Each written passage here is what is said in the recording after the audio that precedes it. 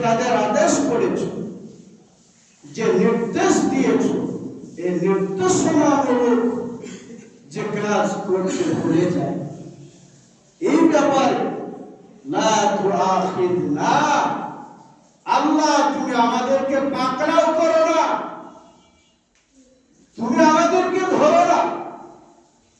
আমাদের এই ভুল করার কারণে যা ভুল করি এবং যা ভুলে যাই, যা ভুল করি এবং যা করতে ভুলে যাই, এই দুইটি বিষয়ের কারণে আল্লাহ যদি আপনি আমাদের পাকড়াও করেন, আমরা তো নিরাশ হয়ে যাব, আমরা তো পথ হারা হয়ে যাব, পথভ্রষ্ট হয়ে যাব। আল্লাহ এই সালাতের মাধ্যমে তোমার কাছে ফরিয়াদ জানাই, ইয়াকুত মিনতি জানাই, এই ভুল করি অথবা যেটা ভুলে যায় এই বিষয়ে আল্লাহ তুমি আমাদের ধরো না, পাকড়াও করো না। এরপরে আমরা আল্লাহকে বলছি রব্বানা ওয়ালা তুহাম্মিল, রব্বানা ওয়ালা তুহাম্মিল আলাইনা ইসরান কামা হামালতাহু আলাল্লাযীনা মিন ক্বাবলিনা। আমরা আল্লাহ রাব্বুল আলামিনকে বলব, আয় আল্লাহ তাআলা, আগের লোকদের প্রতি যেমন গুরু দায়িত্ব চাপিয়ে দিয়েছিলেন, সেই রকম দায়িত্ব আপনি আমাদের উপরে চাপিয়ে দিবেন না। ওয়ালা তুহাম্মিলনা মা লা তাকাতা লানা বি, যে দায়িত্বের ভার বহন করা, যে দায়িত্বের বোঝা বহন করা আমাদের কোনো সাধ্য নেই। মা লা তাকাতা লানা বি, যে দায়িত্বের ভার বা বোঝা বহন করার আমাদের কোনো শক্তি নেই, সামর্থ্য নেই, সাধ্য নেই। আল্লাহ তাআলা এই ধরনের গুরু দায়িত্ব বোঝা আপনি আমাদের উপর অর্পণ করবেন না। আমরা পড়ি আমিন, আমরা সবাই পড়ে আমিন। আল্লাহ তুমি কবুল করো, পড়ে না। এই স্বীকৃতি, এই প্রার্থনা, এই দোয়া আমরা সালাতের মাধ্যমে আল্লাহ রাব্বুল আলামিনের কাছে পেশ করলাম। এরপরে আল্লাহকে বলছি, আল্লাহ তুমি যে দায়িত্ব আমাকে চাপিয়ে দিয়েছো তা তো পালন করার শক্তি বুদ্ধি আমার নেই। এরপর তোমার কাছে আবার একটা আর্জি পেশ করছি। আমরা কি বলছি আল্লাহকে, যে আল্লাহ তুমি যা দায়িত্ব আমার প্রতি অর্পণ করেছো, কোনটা মানতে পারি কোনটা পারি না, আপনার এই দায়িত্ব সঠিকভাবে পালন করার শক্তি, ক্ষমতা, সাধ্য আমার নেই। এরপরে আল্লাহ তোমাকে বলছি যে ওয়াফু আন্না, আল্লাহ তোমার কাছে রেহাই ভিক্ষা চাচ্ছি। তোমার যে অদ্ভুত দায়িত্ব যা আমি পালন করতে পারি না, এরপর আল্লাহ তোমাকে বলছি ওয়াফু আন্না, আমাদের আরশ-এর মালিক বা পরওয়ারদিগার, তুমি আমাদেরকে বাঁচাও, তুমি আমাদেরকে বাঁচাও, রেহাই দাও, স্থান দান করো, নিরাপদ জায়গা দান করো, যাতে জাহান্নামে আগুন আমাদের দেহকে স্পর্শ করতে না পারে। এই বিষয়ে আল্লাহ তোমার কাছে রেহাই ভিক্ষা চাচ্ছি, নিরাপদ স্থান ভিক্ষা চাচ্ছি। পড়েন না আমিন? কষ্ট হচ্ছে আপনাদের পড়তে? আপনাদেরকে কোরআন পড়ে শোনাচ্ছি, একটু কান খাড়া করে শুনবে, লাভ হবে ইনশাআল্লাহ। জীবনে যত বেঁচে আছে এখনো বাধ্য করছে, তাই শুনে থাকলে জীবনের পুরো সবাই হয়তো উপকার আসতে পারে। কারণ আল্লাহর কোরআনের কথা কি বিফলে যাবে? কথা বলেন যাবে? আল্লাহর কোরআনের কথা যে প্রতিশ্রুতি আল্লাহ দিয়েছেন তা সম্পূর্ণ পূর্ণতা এনে দেন। পড়েন না সুবহানাল্লাহ। এর কোনো খামতি নেই, এর কোনো শূন্যতা নেই। আল্লাহর ওয়াদার কোনো ভঙ্গ নেই, কোনো সেবা লঙ্ঘনতা নেই, খেয়ানত নেই। আল্লাহ যেটা অর্ডার করেন তার সাথে সাথে পুরা করেন। পড়েন সুবহানাল্লাহ। এইভাবে আমরা আমাকে বলছি ওয়াফু আন্না, আমাদের পরওয়ারদিগার আমাদেরকে রেহাই দাও, বাঁচাও, নিরাপদ কিছু দান কর, যাতে আমরা আমাদের দেহকে জাহান্নামের আমল থেকে রক্ষা করতে পারি। আমিন। এরপরে আমরা বলছি ওয়াগফির লানা, ও আরশাদের মালিক আল্লাহ তাআলা, তুমি দয়া করে মায়া করে আমাদের ক্ষমা করো না। কাকে বলছি আমরা? আল্লাহকে বলছি যে যা ভুল করেছি এবং যা ভুলে যায়, যা অন্যায় করেছি, করছি, যা করব, এই অন্যায়ের বিষয়ে আল্লাহ অনুতপ্ত হয়ে, অনুসূচনা করে, ছোট হয়ে, নমনীয় হয়ে, নিচু হয়ে আল্লাহ তোমাকে বলছি দয়া করে মায়া করে ওয়াগফির লানা, আল্লাহ আমাদের ক্ষমা করে দাও না। এই কথাটাকে বলতে পারবেন না? এই কথা আল্লাহকে বললে কি ইজ্জত চলে যাবে? কথা বলছেন না কেন? ইজ্জত যাবে? বলো তো, আমরা মসজিদে কেন এসেছি কষ্ট করে? ও আল্লাহকে পাওয়ার জন্য নয়, ও আল্লাহর কল্যাণ পাওয়ার জন্য নয়। অবশ্যই আল্লাহ রাব্বুল আলামিন সূরাতুল ইনশিকাক, এই সূরা 5-6 নম্বর আয়াত ভাষায় গিয়ে কোরআন করে পড়েছে। আসলে কষ্ট ছাড়া আল্লাহ রাব্বুল আলামিনকে পাওয়া যায় না, এটাই তার বাস্তব। আল্লাহ তাআলা বলেন ইয়া আইয়ুহাল ইনসানু ইন্নাকা কাদিহুন ইলা রাব্বিকা কাদুনান পড়েন না সুবহানাল্লাহ। আল্লাহ রাব্বুল আলামিন কোরআনুল কারীমের সূরাতুল ইনশিকাক এই সূরার একটা আয়াতে ঘোষণা করে তামাম পৃথিবীর সকল মানুষগুলোকে জানায় দিয়েছেন। এই আয়াতে কোন মানুষকে খাস করে ডেকে বলা হয় না, কোন ইমানদার মুমিনদেরকে খাস করে ডেকে বলা হয় না। ইয়া আইয়ুহাল ইনসান হরফে নিদা দিয়ে তামাম পৃথিবীর সমস্ত মানুষগুলোকে আল্লাহ রাব্বুল আলামিন সম্বন্ধ করে বলেছে, উদ্দেশ্য করে বলেছে, ও দুনিয়ার মানুষ তোমরা শোনো, তোমরা যদি তোমাদের রবের সান্নিধ্য পেতে চাও, তোমরা যদি তোমাদের রবের ভালোবাসা অর্জন করতে চাও, তোমরা যদি তোমাদের রবের সাথে মোলাকাত করতে চাও, দেখা করতে চাও, ফেস টু ফেস দেখা করতে চাও, ইন্নাকা কাদিহুন, অবশ্যই অবশ্যই তোমাদেরকে কষ্ট বরণ করতে হবে। কষ্ট ছাড়া কেউ তার রবকে পাবে না। কষ্ট ছাড়া যেমন পয়সা অর্জন করা যায় না, কষ্ট ছাড়া যেমন পেটকে পরিচালিত করা যায় না, তেমনি কষ্ট ছাড়া কোন মানুষ তার রবকে পেতে পারে না। আপনাকে বুঝতে পেরেছেন চাচা? অনেকে ফজরের সালাত পড়ে দেন, জুমা পড়তে এসেছি, শুধু জুমা পড়ে কাজ হবে না। শীতের রাত্রের কনকনে ঠান্ডা, গভীর রাত্রে উঠে ঠান্ডা কনকনে পানিতে উযু করে আল্লাহর জন্য সিজদায় দোয়া করতে হবে, আল্লাহর কাছে ক্রন্দন করতে হবে, কাঁদতে হবে। তাহলে পাবে জান্নাত, তাহলে পাবেন আপনার রবের সাক্ষাৎ। দামি দামি কম্বলের নিচে ঘুমায়া, লেপের নিচে ঘুমায়া, মন যখন চাইল তখন ঘুম থেকে উঠলেন। শয়তানের প্রস্তাব তো ভালো খেয়েছেন, একদিন তো বলেছিলাম এই অস্ত্র বেশি বেশি করা যাবে না, চাকরি থাকবে না। এই হারাম, এই আয়েশ আপনাকে জাহান্নামে চৌরাস্তায় পৌঁছে দেবে।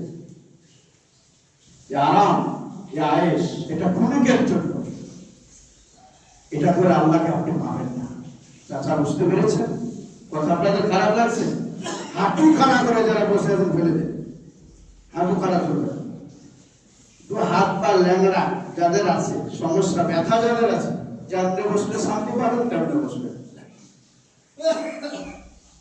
এটা মসজিদ, এটা যেমন তেমন বসে আল্লাহর ইবাদত হয় না, আল্লাহকে পাওয়া যায় না।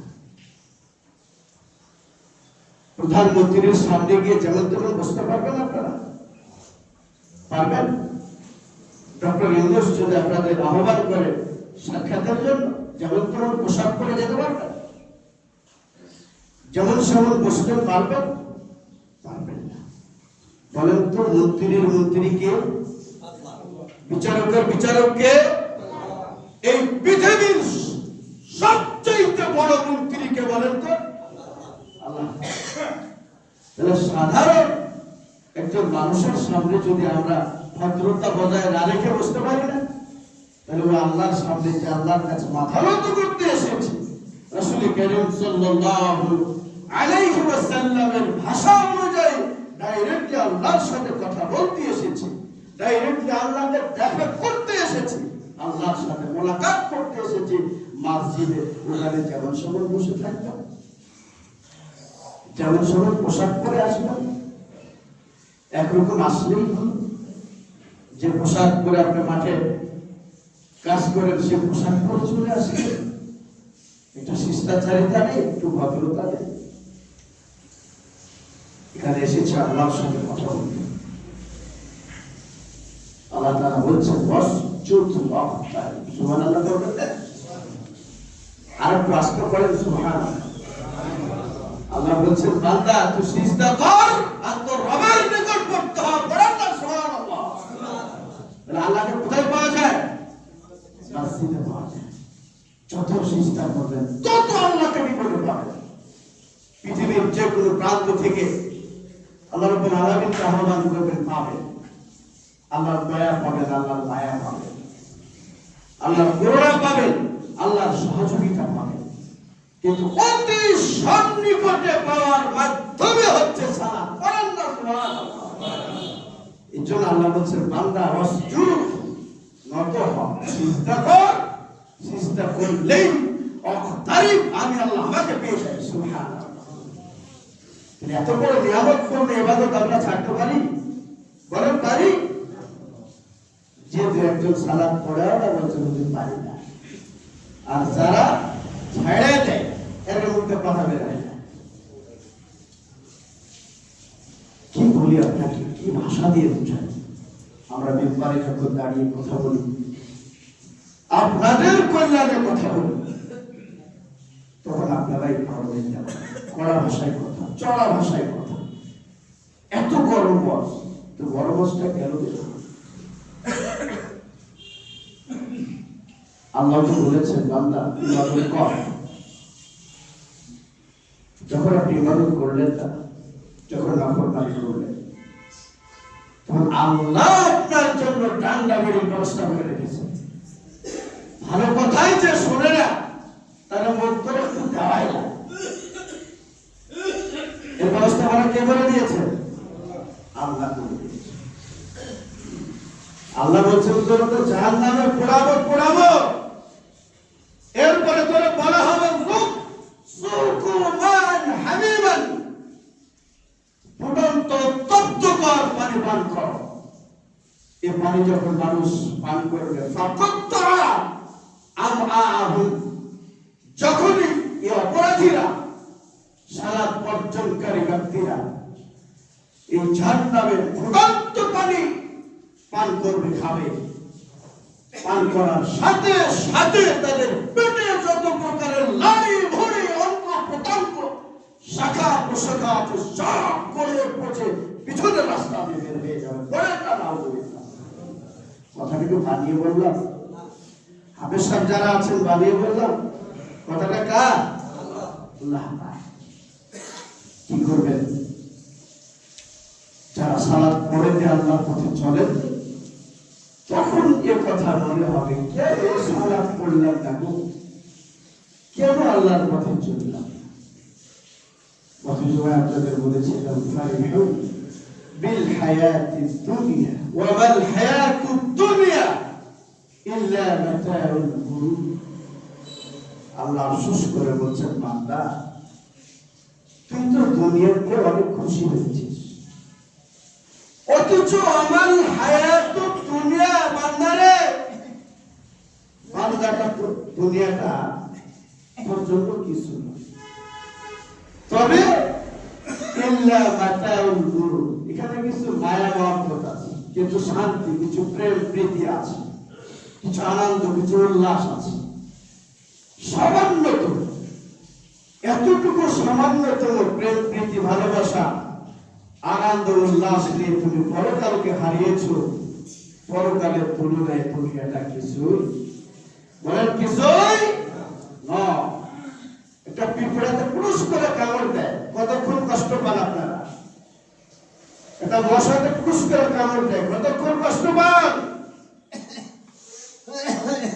পরকালের তুলনায় দুনিয়াটা তেমন। কথা বুঝতে পেরেছেন?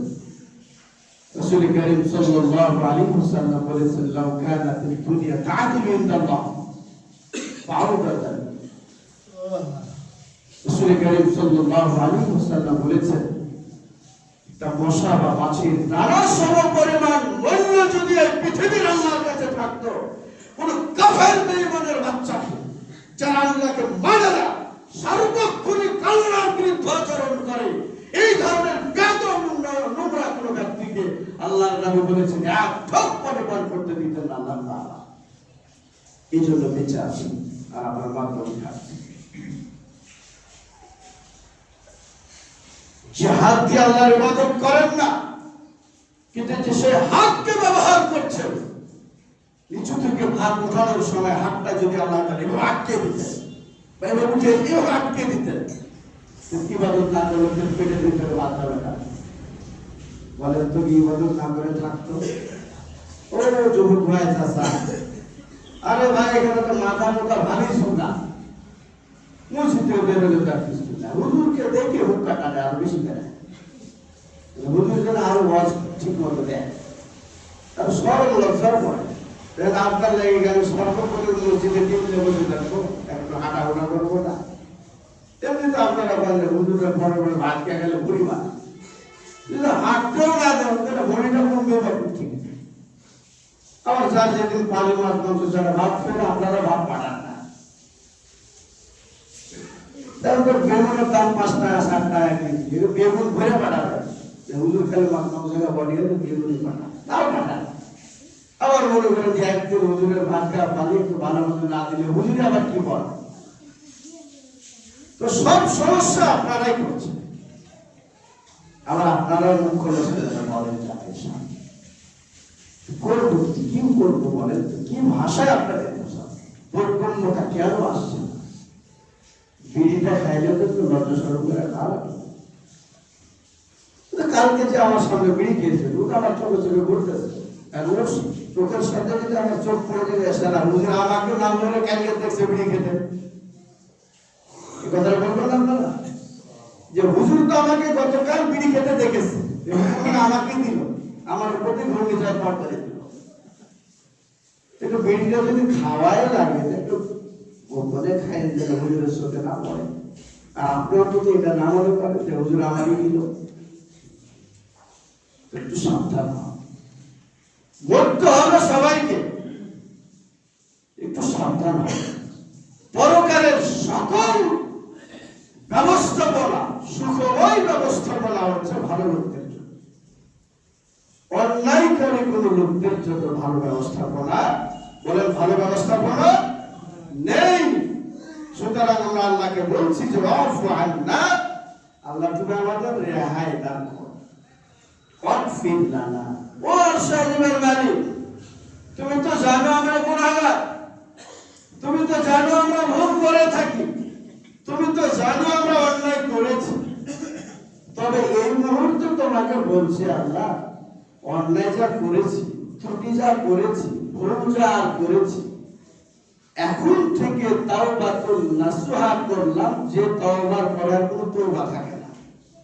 আর প্রতিদিন হত্যা করবেন আর হুজুরের আলোচনা বলবেন যে আল্লাহ ক্ষমা করো না, আমি খাবো না, ক্ষমা করো না, আবার মারছেন টান, আবার ক্ষমা করো না, সন্ধ্যাতে মারছেন টান, বিকালে মারছেন টান। এটাকে তওবা হলো না, বাবা ফাইজলাম হলো। কথা আপনাকে খারাপ বলছে, তওবাটা ফাইজলাম আল্লাহর সাথে ফাইজলাম। এটা যা কাফিরদের মুক্তি গন্ধ পাওয়া যায় এখানে। আপনি এমন তওবা করবেন যে অন্যায় যেন আপনাকে আর কখনো ঘিরে ধরতে না পারে। এই তওবা করে অনুতপ্ত হয়ে আল্লাহকে বলেন যে ওয়াগফির লানা, ভুল যা করেছি আর জীবনে করব না। যদি বহুবচনটা বলি, আল্লাহ তুমি আমাদের সবাইকে ক্ষমা করো। এখানে আমরা খুতবা দিচ্ছি, আমি বহুবচন ভাষা পেশ করছি, আল্লাহ তুমি আমাদের সবাইকে ক্ষমা করো। আর আপনি যখন দোয়া করবেন আল্লাহর কাছে ওয়াহে দেখাই, তখন আপনি আল্লাহকে এভাবে বলবেন, আল্লাহ আমার ভুলের কারণে আমাকে ক্ষমা করো। বলেন না আমি বলতে আপনার কষ্ট হচ্ছে। যদি বাইচান্স কবুল হয়ে যায়, কল করে সিদ্ধান্ত কেমন সালাত পড়বো না, এত বাঙালি আপনারা চালাক, কিন্তু চালাকি আছে আপনাদের, কিন্তু মায়ের খাওয়া চালাকি, কারণ মায়ের আসতে পারবেন না, কেনটা বুঝতে শেষ। এরপর আপনি আল্লাহকে বলেন ওরহামনা, ও দয়াময় আল্লাহ, একটু মায়া করো না আমার প্রতি। কথাকে মানিয়ে বলছি তো, আপনি আল্লাহকে এভাবে বলেন যে আল্লাহ আমাকে ক্ষমা করো আমার ভুলের কারণে। আমার নমনীয় হয়ে ভদ্র ভাষায় নিচু হয়ে বলেন ওরহামনা, ও আশাজুলের মা, তুমি তো জানো অন্যায়কারী, আমার মতো অন্যায়কারী ব্যক্তি পৃথিবীতে আর কেউ নেই। তবে গভীর রজনীতে, গভীর রাত্রে ভিখারিময় হাতটা তোমার কাছে পেতে দিয়েছে আল্লাহ, আরামের ঘুমকে হারাম করে দিয়ে বলছে আল্লাহ ওরহামনা। আমরা এখানে সবাই এবারকে বলি আল্লাহ তুমি আমাদের সবাইকে ক্ষমা, মানে দয়া করো, মায়া করো, তোমার করুণা বর্ষণ করো। আপনি একাই যখন বলবেন আল্লাহ তুমি আমার প্রতি দয়া বর্ষণ করো না, একটু মায়ার সুরে বা ভাষায় যদি বলেন তো আল্লাহ শুনবে কি শুনবে না? আল্লাহ বলছেন এই বড়দি আস্তা জিবলাহু, হে পৃথিবীর মানুষ, তোমরা যখনই ডাকবে তখনই আমি আল্লাহ তোমাদের ডাকে সাড়া দেব। বলেন না সুবহানাল্লাহ। আরে বাবা, আল্লাহ বলছে বান্দা তো ডাকলে সাড়া দেব, আমি রেডি, কিন্তু আপনি রেডি না, আপনি অলস। প্রত্যেকটা রাত্রে, প্রায় রাত্রি 12টার পরে এনজিলু রাব্বুনা তাবারাকা ওয়া তাআলা কুল্লা লাইলাতিন ইলাস সামাই দুনিয়া। এমনকি আল্লাহ রাসূল বলেছেন, এটা হাদিসে কুদসি, আল্লাহ রাব্বুল আলামিন বান্দাকে ক্ষমা করে দেওয়ার জন্য প্রতিটা রাত্রের এক তৃতীয়াংশ বাকি থাকতো, প্রায় রাত্রি 12টার পরে ও আরশে আজিম, সত্য আকাশের উপরে যে আরশে আজিম আছে, ও আরশে আজিম থেকে নেমে এসে দুনিয়ার 1 নম্বর আকাশে এসে উপস্থিত হয়। 1 2 এভাবে যেতে যেতে যখন প্রথম আকাশ পেলেন না, দুনিয়া থেকে উপরে উঠতে গিয়ে যে আকাশটা পাবেন, এই আকাশে আল্লাহ তাআলা আসমান থেকে নেমে আসে। এরপরে আপনাদেরকে বলে, আমাদেরকে বলে মাইয়াদউনি ফাস্তাজিবা ওয়া মাইয়াসআলনি ফাউতিয়া লাহু। আল্লাহ তাআলা বলছেন, বান্দারে কি আছো আমাকে ডাকবে, কি আছো তোমরা, হে পৃথিবীর বান্দা বান্দি, এই গভীর রাত্রে কি আছো যা আমাকে আহ্বান করবে, ডাকবে, ডাকার সাথে সাথে আমি আল্লাহ তার ডাকে সাড়া দেব। একটু আসতে পারেন না সুবহানাল্লাহ? আরে বাবা, আল্লাহ আছে দুনিয়ার 1 নম্বর আকাশে নেমেছে, এভাবে বলে। এরপর আল্লাহ বলে, ও বান্দা বান্দি, তোমাদের কার কি চাওয়া প্রয়োজন আছে, কিসের প্রয়োজন আছে, কে কি চাও, কে কোনটা পেতে চাও, কে সমস্যা আছে, কে ঋণগ্রস্ত আছে, কে টেনশনে ভুগছো বলো না গো। বলার সাথে সাথে মাই ইয়াসআলনি ফাউতিয়া লাহু, বান্দা তুই যা চাইবি সব ফেলে দেব। বান্দা সুবহানাল্লাহ, কথাটা কা এরপর আল্লাহ বলছেন মাই ইয়াসতাগফিরনি ফাগফির লাহু, ওগো বান্দা বান্দি কে কত পাপ করেছে ওটাই করেছে। পাপ করতে করতে কে সাগর সমপরিমাণ পাপ করেছো, পাপ নিয়ে টেনশনে আছো। জাহান্নামের আগুন তোমাকে, জাহান্নামের লেলিহান আগুন তোমাকে পুড়িয়ে ছাই করে দিবে। কবরের আযাব সহ্য করতে পারবে না। এই পাপ নিয়ে কে টেনশনে আছো, পড়ে আছো, সমস্যা আছো। মাই ইয়াস্তাগফিরনি ফাগফির লাহু, বান্দা তুই ক্ষমা চা। এই গভীর রাতে তাহাজ্জুদের সালাত পড়ে তোর ক্ষমা চাওয়ার সাথে সাথে সব পাপ আল্লাহ ক্ষমা করে দেবে। বলেন না সুবহানাল্লাহ। সুবহানাল্লাহ জোরে বের হয় না। এরপরে জীবনে যত পাপ করেছেন ওটা তো আমলনামায় লিপিবদ্ধ আছে, আছে না? তা আল্লাহ আপনার পাপগুলোকে ক্ষমা করে দিলেন। মোটরসাইকেল যারা চালান, যারা ড্রাইভিং লাইসেন্সের কেস খেয়েছেন, ওরা আপনি 5 বার 7 বারও যদি কেস খান আর কেস উঠান, গততে কয়বার কেস খাইছেন ওটা গেলে উঠে থাকে। জয়বার খাইবেন, একবার খাইলে 5,000, আবার খাইলে 5,000। একবার খেয়েছেন, ড্রাইভিং লাইসেন্স করেন নাই, আবার ট্রাফিকের হাতে ধরা পড়েছে। যখন টিপবে দেখবে যে একবার কেস খাইছে না, অপরাধী।